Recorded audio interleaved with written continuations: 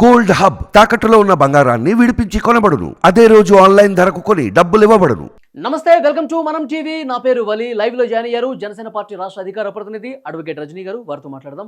రజనీ గారు నమస్తే. మేడం నమస్తే వలి గారు. రజనీ గారు, పిన్నెల్లి రామకృష్ణారెడ్డిని నెల్లూరు జైలుకి వెళ్ళి వైఎస్ జగన్మోహన్ రెడ్డి గారు పరామర్శించిన తర్వాత ఆయన మీడియాతో మాట్లాడారు. జగన్మోహన్ రెడ్డి గారు మాట్లాడిన తర్వాత ఇక పిన్నెల్లి రామకృష్ణారెడ్డికి బెయిల్ వచ్చే పరిస్థితి లేదు అని చెప్పి ఒక చర్చ అయితే బలంగా జరుగుతుంది. మేడం, ఎందుకు ఆ పరిస్థితి ఏర్పడింది? ఎందుకు అంటే చాలా దారుణం అండి. జగన్ గారికి మాట్లాడడం రాదు అని ఎప్పుడు సజ్జల బాబాయ్ గారే బయటకు వచ్చేవారు. ఇప్పుడేంటో పరదా చాటు నుండి జగన్ మహారాణి గారు బయటకు వచ్చి ఈ రోజు గర్జిస్తుంటే అర్థం కాని పరిస్థితి అయితే నెలకొనిందండి. చాలా దారుణం ఏంటంటే లోపల ఉండేటటువంటి పిన్నెల్లి గారి తరపు అడ్వకేట్లు కానీ, వాళ్ళ తరపు డ్రాఫ్టింగ్ కానీ, మనమే చేసిన ఎలిగేషన్స్ కానీ, లోకేష్ మీడియా అంటే లోకేష్ అన్న మీడియా పక్క దేశాల నుంచి మార్ఫింగ్ చేశారు. ఆయన ఎందుకు పగలు కొట్టాడు, ఆయన అలా ఎందుకు పగలు కొడతాడు, అసలు ఆయన ఆ టైంలో అక్కడ లేడు, ఇంకొక ఏరియాలో ఉన్నాడు అంటే చెప్పారండి. కానీ అర్థం కాని విషయం ఏంటంటే పాల్వాయి గేట్ దగ్గరికి ఆయన వచ్చాడు మే 13న పాల్వాయి గేట్ దగ్గర జరిగినటువంటి బూత్ గొడవలు. అవును, అతను అక్కడ లోపలే ఉన్నాడు. మే 13న వినండి, పాల్వాయి గేట్ దగ్గర ఉండే బూత్ లో అతను అక్కడికి వెళ్ళాడు. అతనే కనుక రిగ్గింగ్ చేస్తే అతను ఎందుకు పగలు కొడతాడు? అతను అక్కడ రిగ్గింగ్ చేయలా. అతని ఓట్లే కనుక లోపల ఉంటే అతను ఎందుకు పగలు కొడతాడు? చేయలా. అక్కడ ఉండేటటువంటి ఎంతో మంది ఓట్లని వేయని లేదు. అందుకని కోపం వచ్చి ఈవీఎం మిషన్ ని పగలు కొట్టేశారు. అక్కడ అతను ఎవరైతే పిన్నెల్లి రామకృష్ణారెడ్డి గారు పాపం అతను 4 సార్లుగా అతనే ఎమ్మెల్యే, అతను ఎస్పీక్ చేశాడు, డిఎస్పీక్ చేశాడు. అక్కడ ఒక హోమ్ గార్డ్ కూడా ఉన్నాడు, ఎవరు స్పందించలా.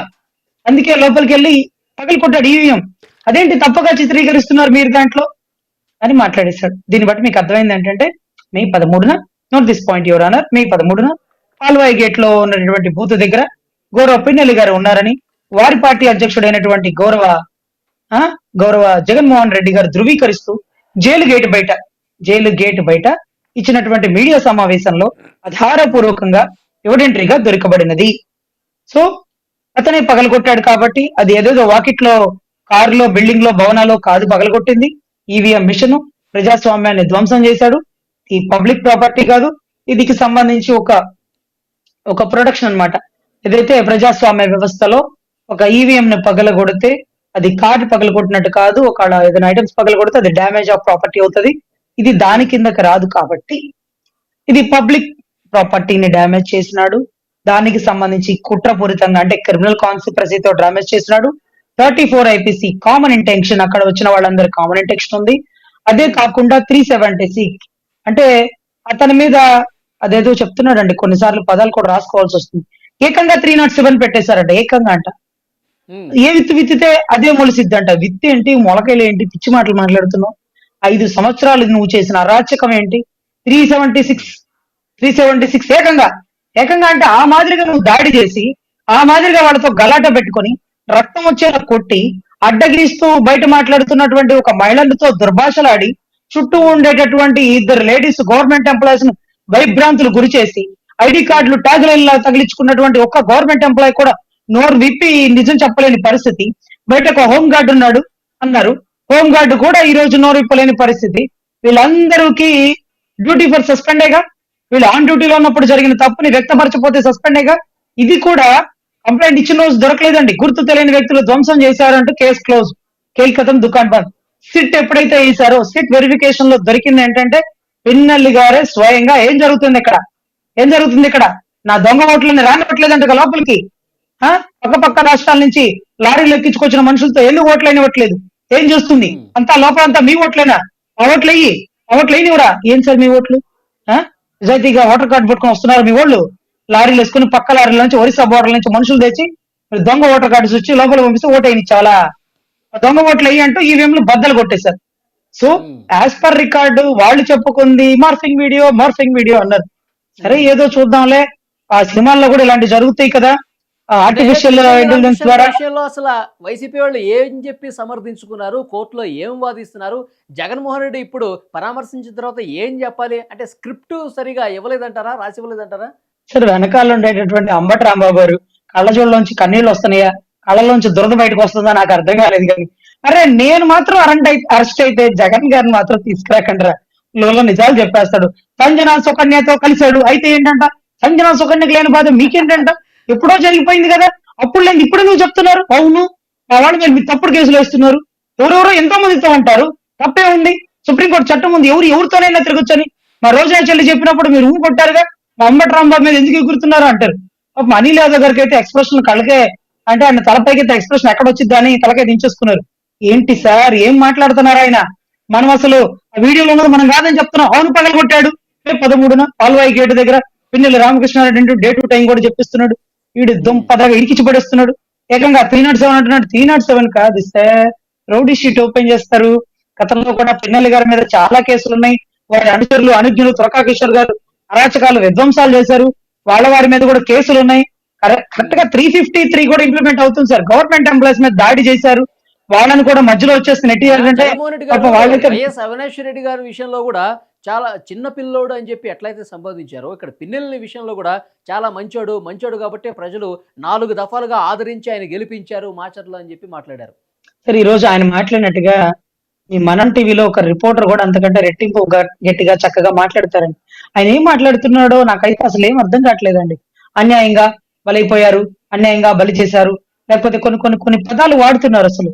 అంటే అతను అందుకనే ఇప్పటి వరకు అతను బయటికి రాకుండా సజ్జల గారు మెయింటైన్ చేసుకుంటూ వచ్చారు, మేనేజ్ చేసుకుంటూ వచ్చారు. ఇప్పుడు సజ్జల బాబాయ్ రిటైర్ అయిపోయాడా, లేకపోతే స్వామి సేవలో ఉన్నాడా, సదా సేవలో ఉన్నాడో మాకైతే తెలియదు.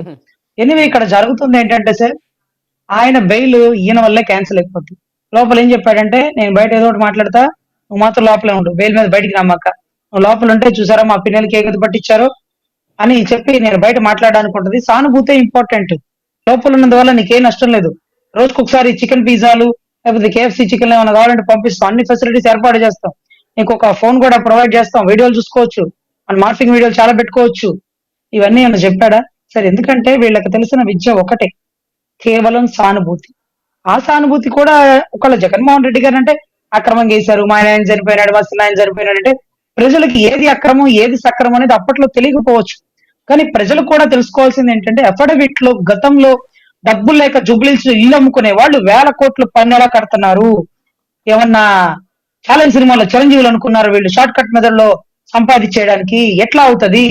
5 లక్షలు సంపాదించడానికి ఒక పెద్ద ఛాలెంజ్, ఒక పెద్ద సినిమా అయితే నువ్వు 5,000 కోట్లు 5 లక్షల కోట్లు ఏ పక్క నుంచి దాచిపెట్టి మూలబెట్టి నువ్వు ఈ రోజు అడ్వాన్స్ ట్యాక్స్లు కట్టగలుగుతున్నావు? అంటే వరి పంట వేస్తే నష్టం వచ్చిందో లాభం వచ్చిందో, గంజాయి పంట వేస్తే వేల కోట్లు గడించుకోగలుగుతారా? ఇవన్నీ వెలికి తీస్తారు సార్. ఈ మధ్య మాజీ ఎమ్మెల్యే గారు కూడా ఒక అశ్లీల చిత్రాల్లో ఇరుక్కుని పోయారు. ఆయన కూడా పాపం, ఆయన కూడా పరామర్శించబోతారు. అదే రకంగా మీకు తెలియదు ఏంటంటే, ఇవాళ అడుగుతున్నారు మా మీద కేసులు వేస్తున్నారు, ఇంకా వేయలేదు సార్. కొడాలి నాని అన్న మీద వేయలేదు సార్. పాపం కొడాలి నాని అన్న ఆయన మర్చిపోయి ఇంకా చంద్రబాబు గారు మాజీ సీఎం అనుకుంటూ ఆయన కూడా దుర్భాషలాడినప్పుడు ఈ రోజు కూడా ఆయన అరెస్ట్ చేయలే. ద్వారంపూడి గారు గతంలో జనసేన ఆడబిడ్డల మీద దాడి చేసినప్పుడు ఈ రోజు కూడా ఆయన్ని ఆ కారణంగా అరెస్ట్ చేయలే. కండి కన్ను పన్ను కన్ను మా సిద్ధాంతం కాదండి. తప్పు చేసిన వాడికి శిక్ష పడాలి, అవినీతి అరాచక పరిపాలన అంతమొందించాలి, నిజాయితీ గల పరిపాలన రాష్ట్ర ప్రజలకు అందించాలి, రాష్ట్రం సుభిక్షంగా ఉండాలి. ఇన్ని గొప్ప గొప్ప పదాలు వాడితే దీంట్లో ఒక్క పదం కూడా ఎవరో జగన్మోహన్ రెడ్డి గారు తెలియదు. మాదిరిగా అరెస్ట్ చేస్తారా, అరాచకాలు చేస్తారా మీరు? 5 సంవత్సరాలు అది కళ్ళు మూసుకుంటూ వెళ్ళిపోతే 5 సంవత్సరాలు కళ్ళు తెరుచుకుంటూ వెళ్తాయి. ఏదో పిచ్చి మాటలు మాట్లాడుతున్నారు. పాపం గొప్పగా మాట్లాడగల అంబటి రాంబాబు అనిల్ యాదవ్ గారికి మైక్ ఇవ్వలేదు. వీడేంద్ర బాబు ఇరికిచ్చేలాగా ఉన్నాడు, నేను అరెస్ట్ అయితే మాత్రం లోపలికి రామాకండ్రా, నాకు సానుభూతికి నువ్వు రామాకరా, వచ్చే బెయిల్ కాస్త జడదోబేటట్టున్నావు. ఇప్పుడు పాపం పిన్నెల్లి గారి బెయిల్ 100% రాదండి.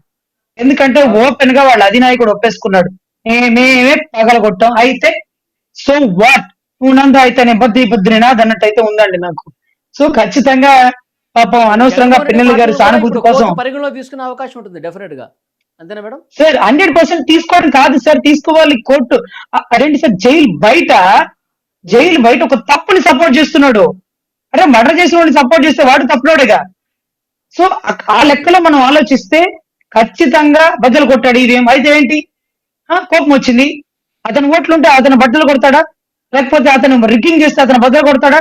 ఏదో బద్దలు కొట్టాల్సి వచ్చింది అని ఒప్పుకొని దాన్ని తప్పు కాదు అని సమర్థిస్తుంటే ఈ రోజు ఆయన అవహేళన చేస్తుంది ప్రజాస్వామ్యాన్ని, రాజ్యాంగాన్ని, అంతేగాని అధికార పార్టీ వాళ్ళని కాదు, ప్రజల్ని కాదు. సో ఖచ్చితంగా ఈ రోజు ఆయనకి పనిష్మెంట్ అతనికి కూడా ఎంటర్ అవ్వాలి.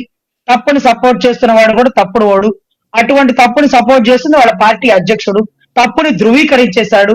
అతని మాటల్ని కన్సిడర్ చేసి ఈవీఎం మిషన్ ని మే 13న పాల్వాయి గేట్ దగ్గర పగలగొట్టింది ఆయనేనని అతనే ధృవీకరణమైనటువంటి స్టేట్మెంట్ రికార్డెడ్ ఎవిడెన్స్ గా ఇచ్చారు కాబట్టి దయవుంచి Okay. కోర్టు వారు దాన్ని పరిగణించి వాళ్ళ అధినాయకుడు ఆధ్వర్యంలో ఇలా తయారవుతున్న వ్యక్తులని వాళ్ళ అధినాయకుడు ఏ పరిస్థితుల్లో ఉన్నాడో, ఏ మానసిక పరిస్థితుల్లో ఉన్నాడో, ఏ రాజ్యాంగం మీద ప్రమాణం చేసి ఇలా తప్పుడు పనులు చేస్తున్నాడు. ఎందుకంటే ఆ టైంలో అతను సీఎం, మాజీ సీఎంఓ లేకపోతే టెంపరీ సీఎంఓ, సీఎంఏ కదా. అదే మాదిరిగా అతను కూడా ఒక ఎమ్మెల్యే పిన్నెల్లి రామకృష్ణారెడ్డి. వాళ్ళు వాళ్ళ పొజిషన్ లో ఉండగా జరిగిన దానికి వాళ్లే బాధ్యులు. సో ఖచ్చితంగా దీనికి జగన్మోహన్ రెడ్డి గారు కూడా ఇరుక్కునే పరిస్థితి. దయవుంచి జడ్జి గారు ఈ స్టేట్మెంట్ ని కన్సిడర్ చేసి తప్పుని సపోర్ట్ చేసే వాళ్ళ పార్టీ అధ్యక్షుడి మీద కూడా కఠిన చర్యలు తీసుకోవాలి. ఈవీఎం బద్దలు కొడితే తప్పేంటి అన్న వ్యక్తికి ఇవాళ ఈవీఎంలకు బద్దలు కొడతాడు, మొన్నటి రోజు తెలుగుదేశం పార్టీ కార్యాలయం బద్దలు కొడతారు, రేపటి రోజు జైళ్లను బద్దలు కొడతాడు, న్యాయస్థానాల్ని బద్దలు కొడతాడు. ఏవైనా బద్దలు కొట్టొచ్చు, మండదా అని మాట్లాడే గౌరవ జగన్మోహన్ రెడ్డి గారికి తగిన శిక్ష పడాలని ఒక న్యాయవాదిగా, ఒక జనసేన రాష్ట్ర అధికార ప్రతినిధిగా నేను గట్టిగా విన్నవించుకుంటున్నానండి. Yeah, thank you very much Rajani గారు. నమస్తే.